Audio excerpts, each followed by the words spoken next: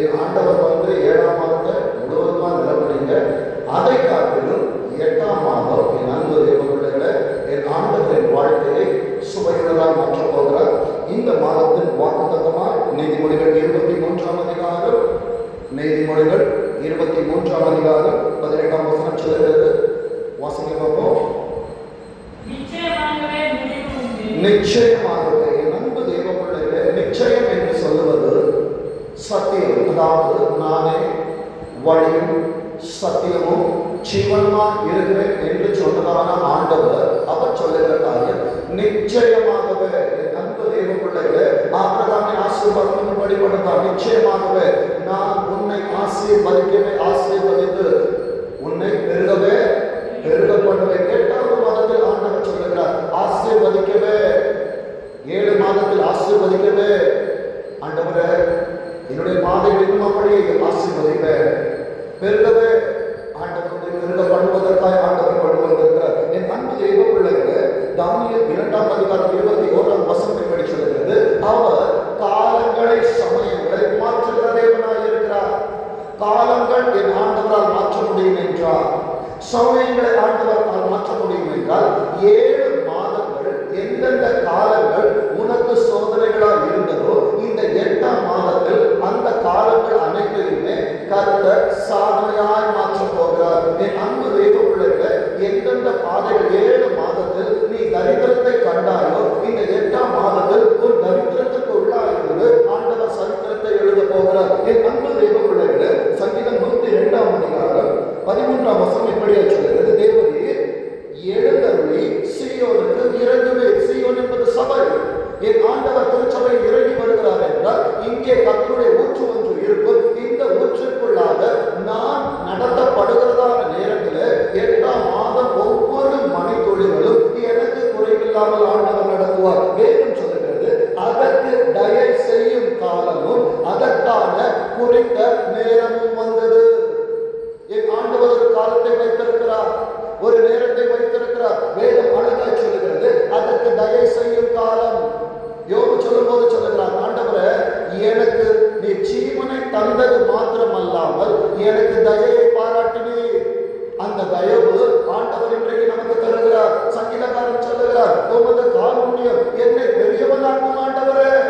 நான் வனாந்திரத்தில் இருக்கிறேன், கெபியில இருக்கிறேன், வேட்டை ஆடுவதற்கு ஒப்பனையாக துரத்தப்பட்டிருக்கிறேன்.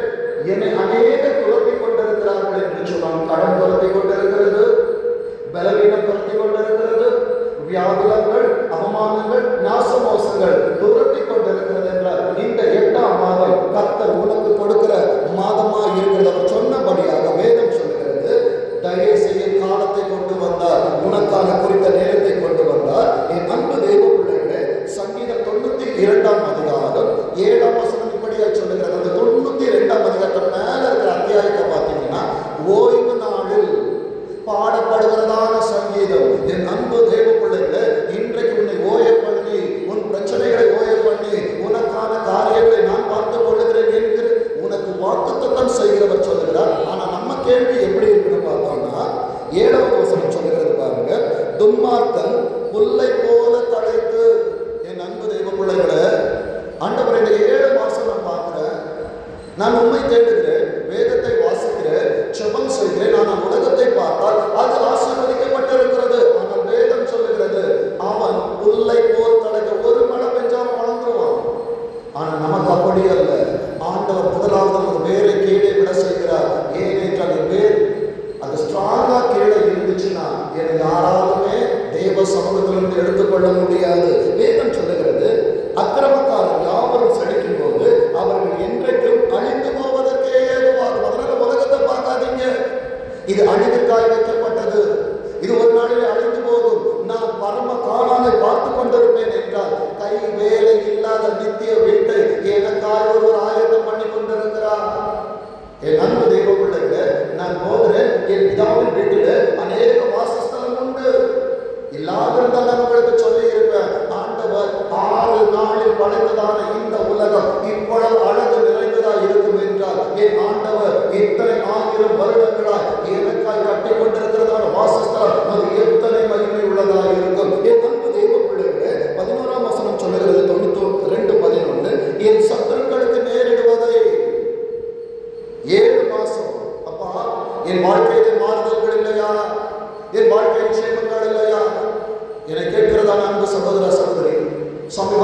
இருந்தாலும் தூரத்தில் இருந்தாலும் இந்த வார்த்தையை கேட்டுக்கொண்டிருப்பாய் என்றால் கர்த்தர் பிரத்யட்சமாய் உன்னோடு பேசுகிறார். வார்த்தை சொல்லுகிறது, என் சத்துருக்களுக்கு நேரிடுவதை என் கண் காணும், எனக்கு விரோதமாக எழும்புகிற துன்மார்க்கருக்கு நேரிடுவதை என் காது கேட்கும். இவ்வளவு நாள் எல்லாத்தையும் பார்த்துட்டு இருக்கிற ஆண்டவரே, என்னை குறித்த நற்செய்திகள் இல்லை, துர்ச்செய்திகளை நான் கேட்டுக்கொண்டிருக்கிறேன் என்று கேட்டுக்கொண்டிருப்பாய் என்றால் இந்த 8ஆம் மாதம் முழுவதும் கர்த்தருடைய நல்ல செய்திகளை கேட்க வைப்பார், நல்ல செய்திகளை சொல்ல வைப்பார், நல்லதை உன்னை காண வைப்பார். என் அன்பு தெய்வ பிள்ளைகளே, சங்கீதம் 58:10 இப்படி சொல்லுகிறது, பழி வாங்குதலை நீதிமான் காணும் பொழுது மகிழ்வான். ஆனா இந்த பழி வாங்குதல் எனக்குரியதா இருக்கக்கூடாது. 7 மாசம் ஆண்டவரே எல்லாரும் இப்படி பண்ணிட்டாங்க, நானும் உலகத்தானே போல் செய்வேன் இல்ல. வேதம் சொல்லுகிறது, உபாகமம் 32ஆம் அதிகாரம், உபாகமம் 32ஆம் அதிகாரம் 35ஆம் வசனம் சொல்லுகிறது, பழி வாங்குவதும் பதில் அளிப்பதும் எனக்கு உரியது. ஆண்டவர் நமக்காய் காரியங்களை செய்து முடிப்பார் என்றால், அவர் மேல் நமக்கு நம்பிக்கை இருக்கும் என்றால், என் காரியங்களை அவரிடத்திலே நான் வைத்துவிட வேண்டும். அவரிடத்துல சொல்லணும். ஏசப்பா கிட்ட நம்ம திருச்சபைக்குள்ளாக வந்து ஒரு காரியத்தை சொல்லிட்டோம்னா அதுக்கப்புறம் அதை நம்ம யோசிக்க கூடாது. அவர் மேல முழு நம்பிக்கை இருக்குதா, ஏசப்பா பார்த்துப்பாங்க, அவ்வளவுதான் விட்டுறணும். வேதம் சொல்லுது, பழி வாங்குதலும் பதிலளிப்பதும் எனக்கு உரியது. ஏற்ற காலத்தில் நமக்கு ஆண்டவர் வைத்தது குறித்த காலம், ஆனால் உலகத்திற்கு வைத்தது ஏற்ற காலம். வேதம் சொல்லுகிறது, ஏற்ற காலத்தில் அவர்களுடைய கால் தள்ளாடும். ஆனா கேட்கிறதான உங்களுக்கும் இந்த வார்த்தைகளை கொடுக்கிறதான எனக்கும் கர்த்தர் வைத்திருக்கிற ஆசீர்வாதம் என்னவென்றால், தள்ளாடுகிற முழங்கால்களை பலப்படுத்துவார், தளர்ந்து போன கைகளை அவர் திடப்படுத்துவார். என் அன்பு தெய்வ பிள்ளைகளே, 7ஆம் மாதத்திலே நான் தள்ளாடி போனேன், நான் தளர்ந்து போனேன். ஆனால் ஆண்டவர் 8ஆம் மாதத்தில் சொல்லுகிறார், இதோ உன்னை பலப்படுத்த நானே வந்திருக்கிறேன், கவலைப்படாத, நீங்க பயப்படாதீங்க. என் அன்பு தெய்வ பிள்ளையே, வேதம் சொல்லுகிறது, அவர்களுடைய ஆபத்து நாள் சமீபமாயிருக்கிறது. என் அன்பு தெய்வ பிள்ளைகளே, அவர்களுக்கு ஆபத்து சமீபமாக இருக்கிறது என்றால் எனக்கு ஆசீர்வாதம் சமீபமாக இருக்கிறது. ஏனென்றால் என் ஆண்டவரை பக்கத்தில் இருக்கிறார்கள். எனக்கான குறித்த நேரம் வந்தது என்பதை எனக்கு அறிவிக்கும்படியாக எனக்காக பரலோகத்தில் ஒரு திட்டம் போடப்பட்டு கொண்டிருக்கிறது. நான் இப்படியாய் சொல்ல விரும்புகிறேன், 8ஆம் மாதத்திற்குள் நீங்க உள்ளே நுழைவதற்கு முன்பாக 8ஆம் மாதத்தின் 31 நாட்களும் எப்படி இருக்க வேண்டும், ஒவ்வொரு மணித்துளிகளும் எப்படி இருக்க வேண்டும் என்று ஒவ்வொருவரை குறித்ததான தேவ திட்டத்தை கர்த்தர் எழுதி வந்து உங்கள் சிரசின் மேலே கிரீடங்களாய் அவர் தரித்திருக்கிறார். என் அன்பு தெய்வ பிள்ளையே, வேதம் சொல்லுகிறது, அவர்களுக்கு நேரிடும் காரியம் தீவிரித்து வரும். ஆபத்து தீவிரித்து உலகத்திற்கு வருகிறது என்றால் என் ஆசீர்வாதம் எத்தனை மடங்கு எனக்காக தீவிரித்து வந்து நான் இப்படி சொல்லுகிறேன். இந்த 8ஆம் மாதத்துல 7 மாதங்களும் இழந்ததான என் சரீர சுகமாக இருக்கட்டும், நான் இழந்ததான பொருளாதார காரியங்களாக இருக்கட்டும், நான் பார்த்த அவமானங்கள் எவைகளாக இருக்கட்டும், 8ஆம் மாதத்துல கர்த்தர் எனக்காய் யாவையும் செய்து முடிப்பார். என் அன்பு தெய்வ பிள்ளைகளே, சங்கீதம் 132ஆம் அதிகாரம் 13ஆம் வசனம் சொல்லுகிறது, கர்த்தர் சீயோனை தெரிந்து கொண்டு, சீயோன் என்பது ஆண்டவருடைய வாசஸ்தலம், சபை, அதற்குள்ளாய் நான் வருகிறேன் என்றார், என்னை முன்குறித்தார் என்றால் நானும் கர்த்தரால் தெரிந்து கொள்ளப்பட்டவன் தான். வேதம் சொல்லுகிறது, அது தமக்கு வாசஸ்தலமாகும்படி விரும்பினார். இதுவரைக்கும் 7 மாசம் சொந்தக்காரங்க வீட்டுக்கு வரல, அறிமுகமானவர்கள் என்ன பார்த்து திரும்பிச்சு போனாங்க, என் கூட நல்லா பேசினவங்களை என்ன விட்டுட்டு போனாங்க. விட்டு போன ரீசன் என்ன தெரியுமா? அவர்கள் விட்ட இடத்தை கர்த்தர் உனக்காய் நிரப்பிக் கொண்டிருக்கிறார். என் ஆண்டவர் அந்த இடத்தை அவர் ஃபில் பண்ணிட்டு இருக்கிறாங்க. வேதம் சொல்லுகிறது, என்னை அவர் தமது வாசஸ்தலமாய் இருக்கும்படியா இந்த 8ஆம் மாதத்துல அவர் தெரிந்து வைத்திருக்கிறார். 14ஆம் வசனம் சொல்லுகிறது, எல்லாரும் அந்த வசனத்து மேல கையை வச்சு இருதயத்துல சொல்லுங்க, இது என்றென்றைக்கும் என் ஆண்டவர் தங்குகிற இடம், இதை என் ஆண்டவர் விரும்பினபடியா அவர் என் இருதயத்துல வாசம் பண்ணுவதற்கு நான் இடத்தை கொடுத்துட்டேன். இனி நான் உலகத்தை தேட மாட்டேன். சொல்லுங்க பாப்போம், உலகத்தை தேட மாட்டேன். எது இருந்தாலும் என் இருதயத்துல வானம் எனக்கு சிங்காசனம், பூமி எனக்கு மாதப்படின்னு சொல்லி அவ்வளவு பெரிய தேவன் என் இருதயத்திற்குள்ளாய் அவர் வந்து வாசம் பண்ணுகிறார் என்றார். உலகத்துல இருக்கிற சின்ன மனுஷனுக்கு சொல்லுவதை காட்டிலும் எனக்காய் வந்த பெரியவரிடத்தில் சொல்லுவேன் என்றால் கர்த்தருடைய சன்னிதானத்திலே பரலோகத்திலே எனக்காய் பார்த்து கொள்ளப்படும். என் அன்பு தெய்வ பிள்ளைகளே, 15ஆம் வசனம்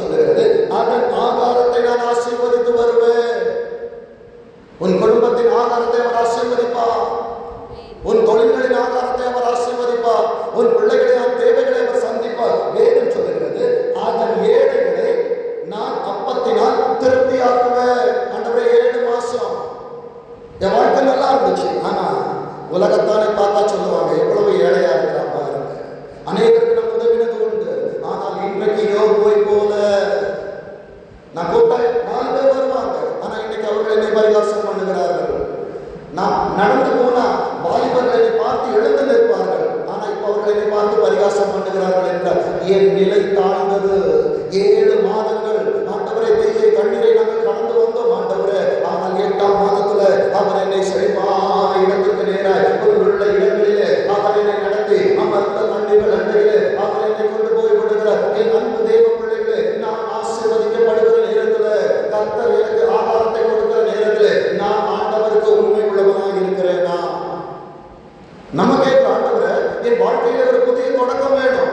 ஆனால் கர்த்தர் அநேக தொடக்கங்களை கொடுத்த உடனே ஆண்டவருக்கு முடிவுரை எழுதுகிறோம். ஏசப்பா என்ன நீங்க ஆசீர்வதிச்சீங்க, தேங்க்யூ, அவ்வளவுதான். என் அன்பு தெய்வ பிள்ளைகளை, கர்த்தர் என் இடத்திலே நம்பி கொடுத்த ஆசீர்வாதங்கள் நான் பரலோகத்துக்கு பயன்படுத்துவதற்காக, ஆண்டவருக்காக பயன்படுத்துவதற்காக எனக்கு சரீரத்தை சுகம் தந்திருக்கிறார் என்றால் என் முழங்காலில் நின்று அவரை செலுப்பதற்காக, என் வாக்கினால் அவரை துதிப்பதற்காக, என் கையினால் அவரை ஆராதிப்பதற்காக, என் கால்களினால் ஓடி சென்று அவரை அறிவிப்பதற்காக ஆண்டவர் எனக்கு சம்பாதிக்க பலன் தருகிறார் என்றார். ஆண்டவர் எனக்கு கொடுத்ததுல நான் ஆண்டவருக்கு கொடுப்பதற்காக மல்கியாவின் வசனம் அழகா சொல்கிறது பாருங்க. 3ஆம் அதிகாரம் 10ஆம் வசனம். மல்கியா 3:10 சொல்கிறது, என் ஆலயத்துல ஆகாரம் உண்டாயிருக்கும்படி என் வீட்டில் ஆகாரம் இருக்கிறது. கர்த்தருடைய வீட்டில் ஆகாரம் இருக்கிறதா? கர்த்தருடைய திருச்சபையிலே குறை இல்லாமல் இருக்கிறதா? என் அன்பு தேவ பிள்ளைகளே, நான் கர்த்தருடைய ஆலயத்தில் இருக்கிறதான குறைகளை நான் நிறைவு செய்கிறேன் என்றால், நான் நிறைவாக்குவேன் என்றால், கர்த்தர் என் காரியங்களை அவர் பார்த்துக் கொள்ளுவார். ஆனா நம்ம என்ன நினைக்கிறோம்னா, ஏசப்பா என் பொருளாதாரத்தை நான் பார்த்துக்கிறேன், என் சுய பலத்தினால் ஓடிக்கொண்டிருக்கிறபடியினாலே ஆண்டவரும் 7 மாதங்கள் மௌனமாகி விட்டார், அவரும் அமைதியா போயிட்டுவார்.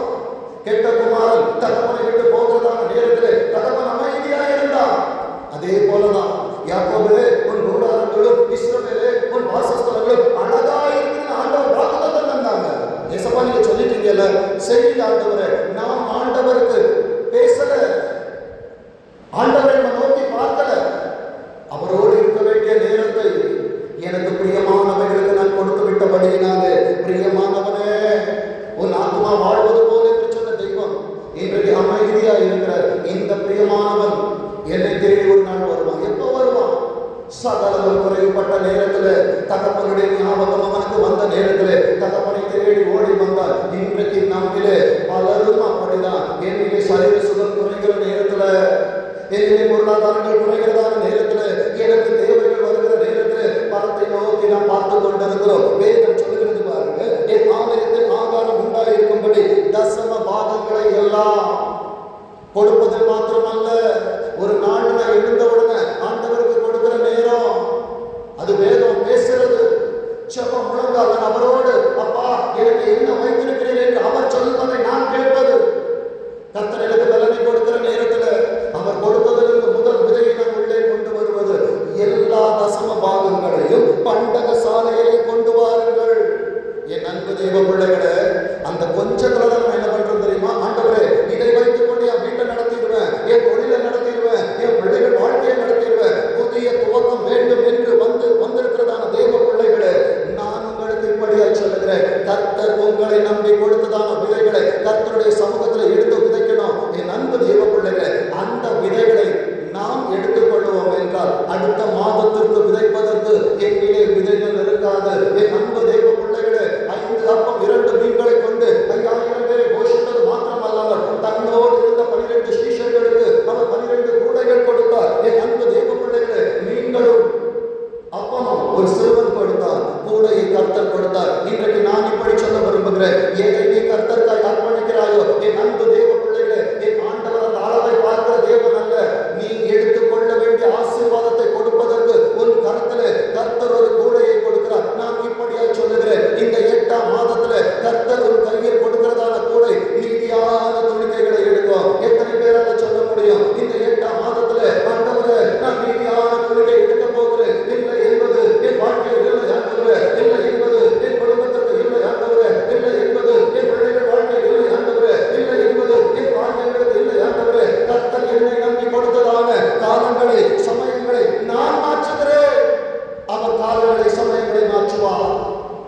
கர்த்தர் எனக்கு கொடுத்திருப்பது இதுவரை நான் கொடுக்காமல் இருப்பேன் என்றால் ஆண்டவருக்கு நான் கொடுத்து பார்க்கிறேன். ஆண்டவரே, என் பொருளாதார சூழ்நிலைகளை மாற்றும் ஆண்டவரே, வேதம் அங்கே நமக்கு சொல்லுகிறது. அப்பொழுது எப்பொழுது நாம் கொண்டு வருகிறோமோ, எப்பொழுது ஈசாக்கை போல ஆபிரகாமை போல் கொண்டு வந்து நாம் பலிபீடத்தில் வைக்கிறோமோ, அப்போதான் ஆண்டவர் சொல்ல, இது என் பொறுப்பு, நான் பலிபீடத்தில் வைக்க மாட்டேன், நான் ஆண்டவருக்கு கொடுக்க மாட்டேன், நானே பார்த்துக் கொள்ளுவேன் என்றால் பலிபீடங்களுக்கு வருகிற வரைக்கும் பரம தகப்பன் காத்துக் கொண்டிருப்பான். என் ஜீவன் பிரியும் முன்பாக வந்துடணும், இது எனக்கு ரட்சணிய நாளாக இருக்கும் என்றால் ஆண்டவர்கிட்ட சொல்லுங்க, ஆண்டவரே, இந்த நாளிலே நான் ஏதாவது தவறி இருப்பேன் என்றால் எனக்கு வானம் திறக்காமல் இருந்திருக்கும் ஆண்டவரே. வாசிக்கிறோம் பாகம் 28ஆம் அதிகாரம் 12ஆம் வசனம். ஏற்ற காலத்துல ஒரு தேசத்தில் மழை பெய்யவும் நீ கையீடு செய்யும் வேலைகள் எல்லாம் ஆசீர்வதிக்கவும் கர்த்தர் உனக்கு தமது நல்ல பொக்கிஷ சாலையாக வானத்தை திறக்கணும். ஆனால் நம்ம இன்றைக்கு வானத்தின் பொக்கிஷ சாலையை பார்க்கல, உலகத்தின் கரங்களை பார்த்து கொண்டிருக்கிறோம். உலகத்தின் கரங்களை பார்த்து கொண்டிருக்கிறபடியினாலே அநேக நேரங்களிலே ஏமாற்றத்தை பார்த்து கொண்டிருக்கிறோம். அங்கே வேதம் சொல்லுகிறது, நான் வானத்தின் பலகணிகளை திறந்து இடம் கொள்ளாமல் போக மட்டும் உங்கள் மேல் ஆசீர்வாதத்தை வருஷிக்க பண்ண மாட்டேனோ என்று, அதனால் என்னை சோதித்து பாருங்கள் என்று சேனைகளின் கர்த்தர் சொல்லுகிறார். நம்ம அநேக நேரத்துல அப்பா நான் அவளை சோதிக்கலாம் மாட்டாண்டவரை அப்படின்னு சொல்லிட்டு கொடுக்க வேண்டிய காரியங்களை கொடுக்காமல் நமக்கான சோதனைகளை நாம் வாங்கி கொண்டிருக்கிறோம். என் அன்பு தேவ பிள்ளைகளே, இன்றைக்கு ஆண்டவரிடத்துல சொல்லுங்க, ஒரு நாளில அப்பா நான் உங்களோடு இத்தனை மணித்துளிகள் பேசுவேன் ஆண்டவரே. தானியேலோ என்றார், பத்திரத்திற்கு கையெழுத்து வைக்கப்பட்டது என்று தெரிந்தும் அவன் முன் செய்து வந்தபடியே என் வாழ்க்கை உயர்வாக இருந்தாலும் என் வாழ்க்கை தாழ்வாக இருந்தாலும் நான் எப்படி ஆண்டவரை துதித்தேனோ, நான் எப்படி ஆண்டவருக்காய் காரியங்களை நடப்பித்தேனோ, இன்னும் அதிகமாக நான் செய்வேன் ஆண்டவரே. பரிசுத்தமாக இருக்கிறவன் இன்னும் பரிசுத்தமாகட்டும், ஜெபம் செய்கிறவன் இன்னும் என்று சொல்லுகிற நேரத்தில் என் வாழ்க்கையிலே நான் அதிகரிக்கணும். நான் அதிகரிக்கிறதான நேரத்தில் தான் ஆண்டவரும் உலகத்தின் ஆசீர்வாதங்களை என் கையில் அதிகப்படுத்திக் கொண்டே இருப்பார். இல்லைன்னா அப்பா நிறைய சம்பளம் வந்துச்சு, நிறைய போனஸ் வருது, நிறைய காரியங்கள் வருது, எல்லாமே எனக்கு இருக்கு, பொத்தலான பயிரை நம்ம போட்டுக்கிட்டு தான் இருப்போம். ஆண்டவர்கிட்ட கேளுங்க, என் மலை ஏன் கிழிந்தது என்றால், என் அன்பு தேவ பிள்ளைகளை கர்த்தர் கொடுத்ததான சட்ட திட்டங்களை நாம் கிழித்து வைத்திருக்கிறோம். அதனாலே அவர் கொடுக்கிற ஆசீர்வாதங்கள் என்னில் நிலை கொள்ளாதபடிக்கு நான் இழந்து கொண்டிருக்கிறேன். என் அன்பு தேவ பிள்ளைகளே, சங்கீதம் 132ஆம் அதிகாரம் 18ஆம் வசனம் சொல்லுகிறது, அவன் சத்துருக்களுக்கு இந்த 7 மாதங்கள் எனக்கு விரோதமாக எழுப்பியிருந்த காரியங்களுக்கு ஆண்டவர் சொல்லுகிறார், வெட்கத்தை உடுத்துவே. என் அன்பு தேவ பிள்ளைகளே, உனக்கும் எனக்கும் வெட்கத்தை அல்ல ஆசீர்வாதத்தை உடுத்த ஒருவர் வந்திருக்கிறார். வேதம் சொல்லுகிறது, அவன் மீதிலோ அவன் கிரீடம் பூக்கும். என் அன்பு தெய்வ பிள்ளைகளே, பூத்து குலுங்காமல் இருக்கிற வாழ்க்கை, பூத்து குலுங்காமல் இருக்கிற என் தொழில், பூத்து குலுங்காமல் இருக்கிற ஊழியர்கள், பூத்து குலுங்காமல் இருக்கிற பிள்ளைகளின் வாழ்க்கை, ஆண்டவர் சொல்லுகிறார் தனிப்பட்ட முறையிலே அவன் மீதிலோ. இதுவரைக்கும் அப்பா நான் சாதாரண மனுஷன், என்றைக்கு என் தலையிலே கிரீடங்கள் வைக்கப்படுகிறதோ நான் ராஜாதி ராஜாவின் பிள்ளையாய் மாறுகிறேன். என் அன்பு தெய்வ பிள்ளைகளே, சங்கீதம் 92:12 சொல்லுகிறது, நீதிமான் பனையை போல செழித்து. அங்க 132 பார்த்தோம், ஆண்டவரை துன்மார்க்கன் புல்லை போல் தடைக்கிறார். துன்மார்க்கனை புல்லை போல் தடைக்க வைத்த தேவன் 8ஆம் மாதத்திலே கர்த்தருடைய கண்கள் உன்னை நீதிமானாய் காண்கிறது என்றார். அவர் சொல்லுகிறார், நீதிமான் பனையை போல செழித்து லீபனோனில் உள்ள கேதுருவை போல் வளருவான். 13ஆம் வசனம், கர்த்தருடைய ஆலயத்தில் நாட்டப்பட்டவர்கள்.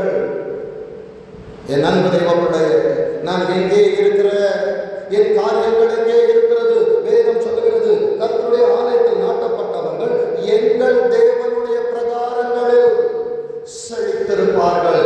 இங்கே வார்த்தையால் உன்னை செழிக்க வைக்கிறார் என்றார். என் அன்பு தேவ பிள்ளையே, 31 நாட்களும் கர்த்தர் உன்னை தலைத்து செழித்தோங்க செய்வாராக. என் அன்பு தேவ பிள்ளைகளே, ஒரு வேதத்திலிருந்து ஒரு சம்பவத்தோடு நாம் பார்த்து ஆராதனை முடிப்போம். எஸ்தர் 3ஆம் அதிகாரம் 1ஆம் வசனத்தின் பிற்பகுதி சொல்லுகிறது, தன்னிடத்தில் இருக்கிற சகல பிரபுக்களுக்கும் மேலாக அவனுடைய ஆசனத்தை உயர்த்தி வைத்தான். இன்றைக்கு உலகத்துல இருக்கிறவங்க இப்படிதான் இருக்கிறாங்க. ஆண்டவரே, உம்மை தேடினேன், எனக்கு இடம் எங்க இருக்குன்னா வாசல், மொர்தெகாய் வாசல் இருக்கிறான். வேலை ஸ்தலத்துல பார்த்தோம்னா நம்ம எல்லாரும் ஒதுக்கி வச்சிருப்பாங்க. என்ன செடிப்பான், அவன் வேத வாசிப்பான்,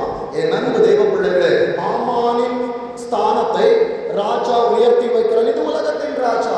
என் அன்பு தேவ பிள்ளையே, 2ஆம் வசனத்தை பாருங்க. ஆகையால் ராஜாவின் அரண்மனை வாசல் இருக்கிற ராஜாவின் ஊழியக்காரர் எல்லாரும் ஆமானை வணங்கி நமஸ்கரித்து வந்தார்கள். இன்றைக்கு தெய்வத்தை ஆராதிக்க வேண்டிய சனம் யாரை நமஸ்கரித்துக் கொண்டிருக்கிறது? சூசான் அரண்மனையில ஆமானை நமஸ்கரித்தார்கள். ஆமேன் என்று சொல்ல வேண்டிய வாயிலே ஆமான் என்கிற ஒலி தொலித்துக் கொண்டிருந்தது. இன்றைக்கு என் அன்பு தேவ பிள்ளைகளே, ஆமேனா இருக்க வேண்டிய நீ ஆமானாய் மாறிவிடாது. வேதம் சொல்லுகிறது, அவனுக்கு இப்படி செய்ய வேண்டும் என்று ராஜா கட்டளையிட்டிருந்தார். உலகத்தின் கட்டளை உலகத்தை பணியனோடு. ஆனால் அங்கே ஒரு யூதன் இருந்தான். யூதா என்பது துதி. யூதா துதி உலகத்திற்கு மண்டியிடாது. துதி பரலோக தேவனை மாத்திரம்தான் ஆராதிக்கும். வேதம் சொல்லுகிறது, ஆனாலும் மொர்தெகாய் அவனை வணங்கவும் இல்லை, நமஸ்கரிக்கவும் இல்லை. 5ஆம் வசனம் சொல்லுகிறது, ஆமாம் மொர்தெகாய் தன்னை வணங்கி நமஸ்கரியாததை கண்டபோது மூர்த்தம் நிறைந்தவனானான். உலகத்தோடு நீ ஒத்து போகவில்லை என்றால், உலகத்திற்கு ஒத்த வேஷம் தரிக்கவில்லை என்றால், உலகம் உனக்கு கொடுக்க போய யூஸ்லெஸ். இவனுக்கு ஒன்றும் தெரியாது. இவன் எல்லாத்தையும் ஒதுக்கி வச்சிருங்க. என் அன்பு தேவ பிள்ளையே, உலகம் உன்னை ஒதுக்க ஒதுக்க ஒரு கரம் உன்னை இருக அணைத்துக் கொண்டே இருக்கும். இப்படி சொல்லுகிறேன், உலகம் என்னை ஒதுக்கும், கர்த்தருடைய கை என்னை அணைக்கும். என் அன்பு தேவ பிள்ளைகளே, எஸ்தர் 4ஆம் அதிகாரம் 1ஆம் வசனத்தில் 2ஆம் பகுதி சொல்லுகிறது, உன்னை ஒதுக்குற நேரத்துல அங்க என்ன வரும் தெரியுமா? துயரமுள்ள மகா சத்தமாய் அலறிக்கொண்டு, ஏசப்பா என்னை எல்லாரும் ஒதுக்கிட்டாங்க. உள்ளம் உடைந்து வெளியே வருகிறதான ஓசை எப்படி இருக்கும் தெரியுமா? அது அழுகையா இருக்காது, அலறலா இருக்கும். 7 மாசத்துல அநேக காரியங்களிலே அலறி கொண்டிருக்கிற என் அன்பு தேவ பிள்ளையே, யாரோடு கர்த்தர் பேசுகிறார் என்பது தெரியாது. அநேக காரியங்களிலே நான் அலறி இருக்கிறேன். என் அன்பு தேவ பிள்ளைகளே, 3ஆம் வசனம் சொல்லுகிறது, மகா துக்கமும் உபவாசமும் அழுகையும் புலம்பலும் உண்டாய் அநேகர் வெட்டொடுத்தி சாம்பலில் கிடந்தார்கள். ஒரு காரியத்தை பாதிக்கிறபடியினாலே நான் மாத்திரம் அல்ல, என்னை சார்ந்தவர்களும் என்னோடு கூட துக்கித்துக் கொண்டிருக்கிற அனுபவத்தை நீ கடந்து கொண்டு வந்திருப்பாய் என்றார். 7 மாதத்திலே இதை நீ பார்த்திருப்பாய் என்றார். இந்த வார்த்தை உனக்கானது. என் அன்பு தேவ பிள்ளைகளே, 4ஆம் வசனம் சொல்லுகிறது, மொர்தெகாய் உடுத்தி இருந்த ரெட்டை எடுத்து போட்டு அவனை உடுத்துவிப்பதற்கு வஸ்திரங்களை அனுப்பினார்கள். அவளால் வளர்க்கப்பட்ட எஸ்தர் அவனுக்கு வஸ்திரங்களை கொடுக்கிறார். ஆனா துதிக்கிற யூதன், துதிக்கிறதான ஒரு யூதா இருப்பான் என்றார்.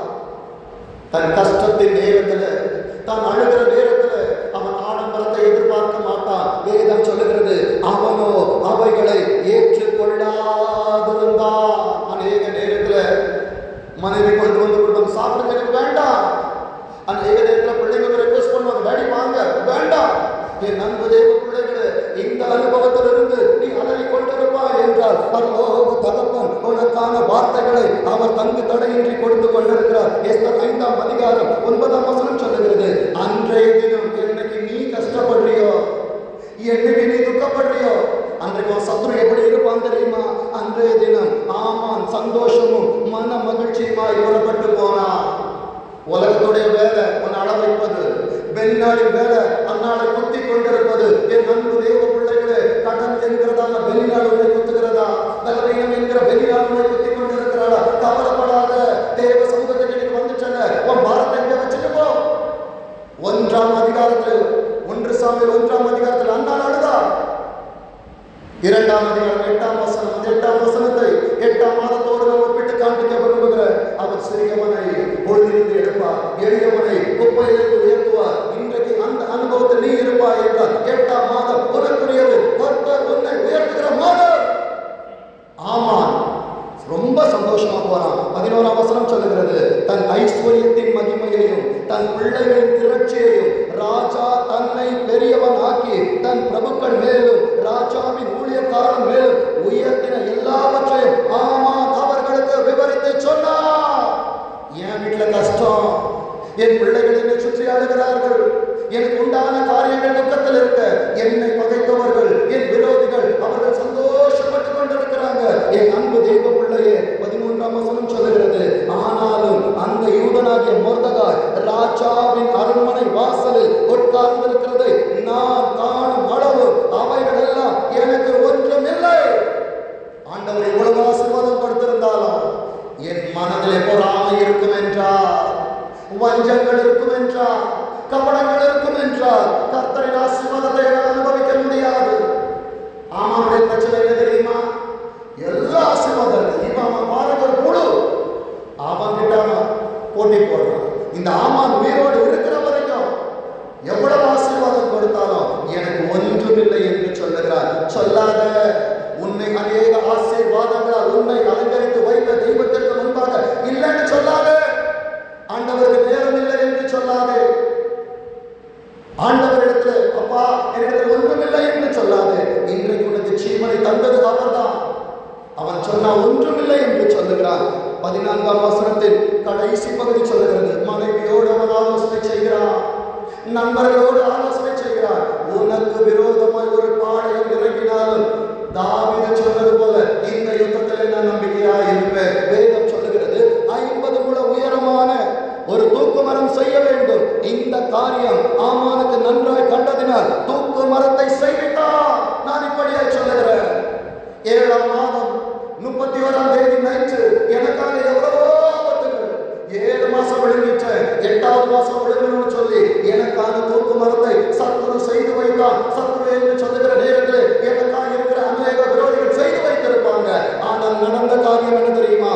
எஸ்தர் 6ஆம் அதிகாரம் 1ஆம் வசனம் சொல்லுகிறது, அந்த ராத்திரியிலே எந்த ராத்திரி உனக்கு விரோதமாக சத்துரு வித்து விதைக்க வேண்டும் என்று நினைக்கிறானோ, ஆண்டவர் இவ்வளவு நாள் 7 மாசம் கையில கொடுத்துட்டாங்க. அவனை இல்ட்ரேட் பண்றான், அவனை என்னென்னமோ பண்றான். ஆனா மொர்தெகாய் அமைதியா இருக்கிறான். என்றைக்கு அவன் கழுத்தை பிடிக்க வேண்டும், அவன் ஜீவனை நிறுத்த வேண்டும் என்று சொல்லி அவன் எத்தனித்தானோ, யோபுடைய எல்லா ஆசீர்வாதங்களும் ஆண்டவர் கொடுத்தார், சத்துவை எடுத்துக்க வச்சாரு. ஆனால் அவன் ஜீவன் மீது அவன் கை வைக்க வேண்டும் என்று நினைத்ததுக்கு ஆண்டவர் உத்தரவு கொடுக்கல. இன்றைக்கு அந்த அனுபவத்தில் உட்கார்ந்து வார்த்தைகளை கேட்கிற என் அன்பு சகோதரா சகோதரி, உனக்காக உன் ஜீவனுக்கு விரோதமாக எங்கே காரியங்கள் எழுப்பப்படுகிறதோ பரலோக ராஜா உட்கார மாட்டார். அவர் எழுந்திருப்பார். அந்த ராத்திரியில ஆகாஸ்வர நித்திரை அவர் கெடுத்தார். எஸ்தர் 6ஆம் அதிகாரம் 3ஆம் வசனம் சொல்லுகிறது, இதற்காக மொர்தெகாய்க்கு கனமும் மேன்மையும் செய்யப்பட்டதா என்று கேட்டான். அதற்கு ராஜாவை சேவிக்கிற ஊழியக்காரர், அவனுக்கு ஒன்றும் செய்யப்படவில்லை. ஆமான் சொன்னான் ஒன்றுமில்லை. ஆனால் அதே ராத்திரியிலே உன்னை குறித்து பரலோகத்திலே உனக்காய் பேசுகிற ஆவியானவர் சொல்லுகிறார், என் பிள்ளைகளுக்கு இதுவரை ஒன்றும் செய்யலப்பா, ஏதாவது செஞ்சிருங்க.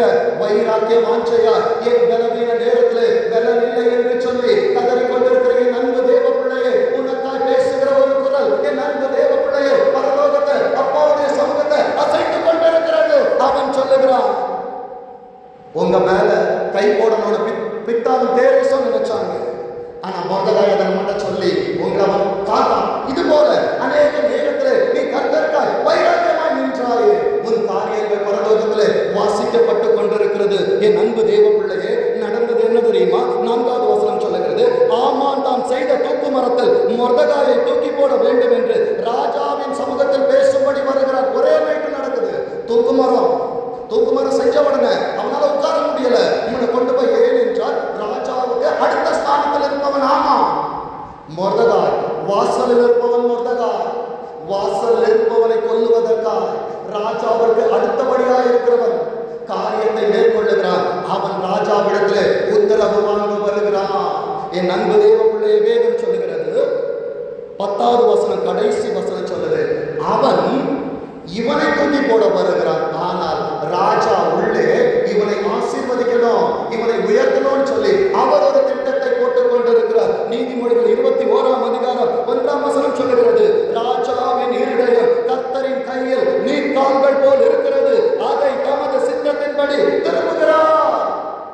அவர் ராஜாதி ராஜாவா இருப்பார் என்றால் இந்த உலகத்தின் ராஜாவின் மனதின் எண்ணங்களை திருப்புகிறது அவர். என் அன்பு தேவ பிள்ளையே, இவனை கொல்ல வேண்டும் என்று உள்ளே வருகிற நேரத்திலே அவனை வாழ வைக்க வேண்டும் என்று உள்ளே கர்த்தரால் அவனுக்கு அனுப்பப்பட்ட தூது வருகிறது. இந்த 8ஆம் மாதத்திலே நீ நுழைவதற்கு முன்பாய் உனக்காக பரிசுத்த ஆவியானவர் அங்கே வாக்கு கடங்காத பெருமூச்சோடு குமாரனிடத்தில் வேண்டுதல் செய்தவர், நமக்காக வீற்றிருக்கிற குமாரன் பிதாவின் இடத்துல என் பிள்ளைக்கு நான் எதையாவது செய்யணும், எனக்கு விரோதம் செய்ய சாத்தானுக்கு வந்து நிற்கிறது. அவ்வளவு சாத்தான. என் அன்பு தேவ பிள்ளைகளே, வேதம் சொல்லுகிறது, நீ சொன்ன எல்லாவற்றிலும் தவறாதபடிப்பா நீ என்னெல்லாம் சொன்னியோ அதை நீ மொத்தமாக்கி செய்திரு. என் அன்பு தேவ பிள்ளையே, 12ஆம் வசனம் சொல்லுகிறது, ஆமானோவென்றால் சஞ்சலப்பட்டு முக்காடிட்டுக் கொண்டு தன் வீட்டிற்கு தீவிரித்து போனார். என் அன்பு தேவ பிள்ளைகளே, ஆண்டவர் சொன்னது போல சத்துருக்களுக்கு வெட்கத்தை உடுத்தினார். உன் வீதிலோ அவர் கிரீடத்தை பூக்க வைப்பார். இந்த 8ஆம் மாதத்திலே 7 மாதங்கள் எனக்கு விரோதமா இருந்ததான சத்துருக்களின் காரியங்களுக்கு ஆண்டவர் ஒரு முற்றுப்புள்ளி எழுதினார். ஒரு தீர்க்க தரிசன வார்த்தையை இந்த வசனத்தை எடுக்கும்போது ஆண்டவர் என்னோடு பேசின தீர்க்க தரிசனங்கள் உண்டு. வாசிக்க பார்ப்போம். வெளிப்படுத்தல் 5ஆம் அதிகாரம், வெளிப்படுத்தல் 5ஆம் அதிகாரம் 1லிருந்து 5 வசனங்கள் வரைக்கும் வாசிங்க பார்ப்போம். இந்த ஞாபக புஸ்தகத்தை ஆண்டவர் எப்படி வச்சிருக்கிறாங்க வாசிங்க. அன்றியும் உள்ளம் புறம் நன்றாக கவனிங்க. ஏசப்பா எனக்கு வெளியே எழுதுவாங்க ஆசீர்வாதம், உள்ளே எழுதுவாங்க ஆவிக்குரிய வாழ்க்கையை ஆசீர்வதிப்பாங்க, என் உலகத்தின் வாழ்க்கையை ஆசீர்வதிப்பாங்க. வேதம் சொல்லுகிறது, அன்றையும் உள்ளம் புறமும் எழுதப்பட்டு 7 முத்திரை 7 நாள் முத்திரிக்கப்பட்டிருந்த, நல்லா கவனிங்க, புஸ்தகம் யார் கையில இருக்குன்னா சிங்காசனத்தின் மேல் வீற்றிருக்கிறவருடைய வலது கரத்திலே கண்டான். 2 புஸ்தகத்தை திறக்கவும் அதன் முத்திரைகளை உடைக்கவும் பாத்திரவான் யார் என்று மிகுந்த சத்தமிட்டு கூறுகிற பலமுள்ள ஒரு தூதனை கண்டேன். தூதனுக்கு அதிகாரம் இல்லை. அடுத்தது வானத்திலாவது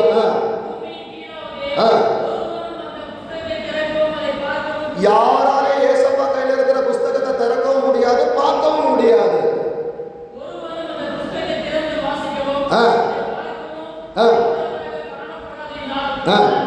ஏசப்பா 7 மாசம் அழுதுட்டு இருக்கிறேன், என்னை குறித்து என்ன ஆண்டவரை எழுதி இருக்கிறீங்க?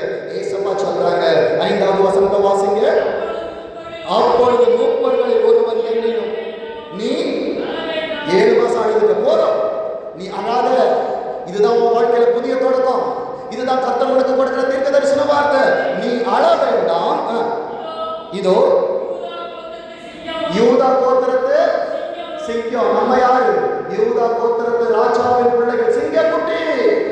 இந்த சிங்கக்குட்டி நீ அழக்கூடாது, இனி எதற்காகவும் கவலைப்படக்கூடாது.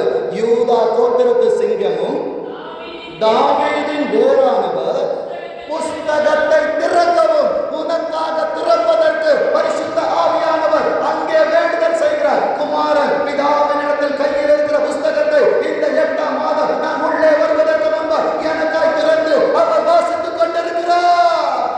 வேதம் அங்கே சொல்லுகிறது பாருங்க, 7 முத்திரைகளை உடைக்க 7 நாளும் எனக்காய் வைக்கப்பட்டிருக்கிற சாபங்களை அவர் உடைத்தது உண்மை என்றால் இந்த 8ஆம் மாதத்தில் நடக்க போகிற அநேக தீங்கிலிருந்து கர்த்தரை பாதுகாப்பா. வேதம் சொல்லுகிறது பாருங்க, ஜெயம் கொண்டிருக்கிறார் என்றால் மல்கியா 3ஆம் அதிகாரம் 16ஆம் வசனம் சொல்லுகிறது, கர்த்தருக்கு பயந்தவர்களுக்காகவும் அவருடைய நாமத்தை தியானிக்கிறவர்களுக்காகவும் ஞாபக புஸ்தகம் ஒன்று அவருக்கு முன்பாக எழுதப்பட்டிருக்கிறது. நம்ம நினைக்கிறோம் ஏசப்பாக்காக ஜெபிக்கிறத மறந்துட்டாரா? அங்க ரெக்கார்ட் ஆயிரும். வேதம் வாசிக்கிறத மறந்து போச்சா? அங்க ரெக்கார்ட் ஆயிரும். கர்த்தருக்காக நான் கொடுக்கிறேன் மறந்து போயிட்டாரா? இல்ல, எனக்கான நேரம் வரும் பொழுது எனக்கு வேண்டுதல் செய்ய தெரியாது. பரிசுத்த ஆவியானவர் வேண்டுதல் செய்கிறபடியால் 7ஆம் மாதத்தில் 7 முத்திரைகளை உடைத்தவர் 8ஆம் மாதத்தில் எனக்கு புதிய துவக்கத்தை தருகிறார். உங்களுக்காக வைக்கப்பட்டிருக்கிற ஆசீர்வாதத்தின் வார்த்தை எடுத்து வைத்துக் கொள்ளுங்கள். எஸ்தர் 8ஆம் அதிகாரம் 16வது வசனத்தை வாசிங்க. 8வது அதிகாரத்தை ஃபுல்லா வாசிங்க. ஆண்டவர் எப்படி ஆசீர்வதிப்பார் என்று சொல்லி கடைசியா வாசிங்க பார்ப்போம். இவ்விதமாய் யூதர் என்றால் துதிக்கிறதான தேவச்சனமே உனக்கு யூதருக்கு வெளிச்சமும் மகிழ்ச்சியும் களிப்பும் கனமும் உண்டாயிற்று. வெளிச்சம் உண்டாக கடவுள் என்று சொன்னார். முதல் அற்புதம் 7ஆம் மாதம் முடிந்து 8ஆம் மாதத்துல எனக்கு ஒரு புதிய துவக்கத்தை கொடுக்கிறார். என் அன்பு தேவ பிள்ளைகளே, என் வாழ்விலே துதிக்கிற என் வாழ்விலே ஜெபிக்கிற என் வாழ்விலே இன்று